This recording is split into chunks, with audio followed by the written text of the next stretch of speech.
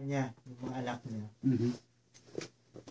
Ito ba yung, pwede ko bang kasabit dito yung verse na John 14? John 14, John 14, ano? yung sinasabi niya, I am the way, The truth, and the life, uh-huh, and no one come to the Father except by me. Okay. Yun ay ang isang daan patungo sa kaligtasan.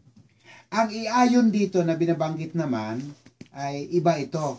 No? Makikitaan tayo, yun, tumanggap ka na kay Kristo eh. Daan yan sa kaligtasan yung binanggit mo. Walang problema doon.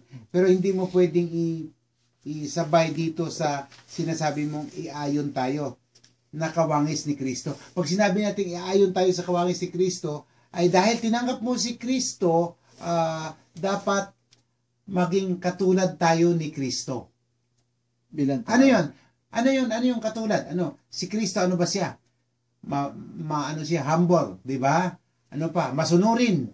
Doon sa Philippians chapter 2 verses 6 up to 8, di ba? Masunurin siya hanggang sa kamatayan. Di ba? Ayan, dito yung makawangis. Ano si Kristo? Mayabang ba si Kristo? Hindi. Mabait siya. Mapagmahal. Di ba? Nagkaroon ng mapayapa ang buhay. Yun. Yung wangis doon is Christ-likeness, Brad. Pag tinanggap mo si Jesus Christ, hindi ka matanggal na yung dati mong pagkatao, yung mga ugali mo. Mapalitan na ngayon yun doon ng ugali ni Kristo. Nakita mo? Nakama idea? Nasinundan ko lang kasi pastor yung sinabi.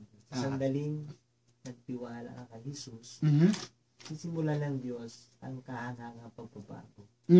Yan, kahangangang pagbabago. Oo.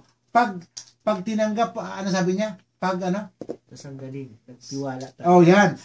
Nag-trust ka sa Panginoon. Sa sandaling nagtiwala ka sa ating Panginoon, makikitaan ka ng ano? Sabi niya? Makikitaan ka ng kahangangang pagbabago. Kahangangang pagbabago. Yun ang yung pagbabago ng buhay natin.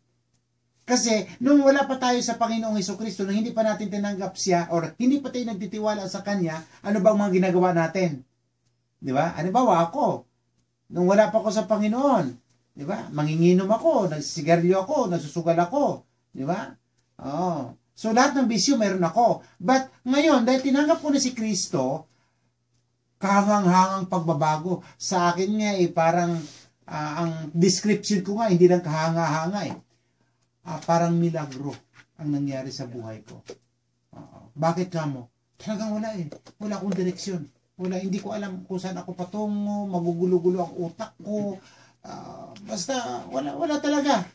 Kung ano lang ang gusto kong gawin sa buhay ko. But when I accepted Christ as my Lord and Savior, at I entrust everything, nagtiwala ako sa Kanya, doon ko nabigla na, wow, parang nagkaroon ng direksyon ang buhay ko. Nagkaroon ng pagbabago, parang milagro.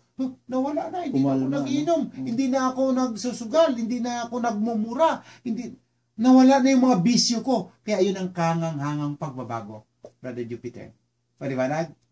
Yes, okay. Okay, tama, very good. Tanong ka para mapaliwanag natin. Okay, go on. Dito tayo sa pakaingatan ng Diyos. Okay, good. Isa pang mahalagang basihan ng katiyakan na tagasunod ni Kristo ay ang kapangyarihan ng Diyos na ingatan siya. Sumulat si Apostol Pedro sa mga naulang Kristiyano tungkol sa katiyakan. Una, Pedro,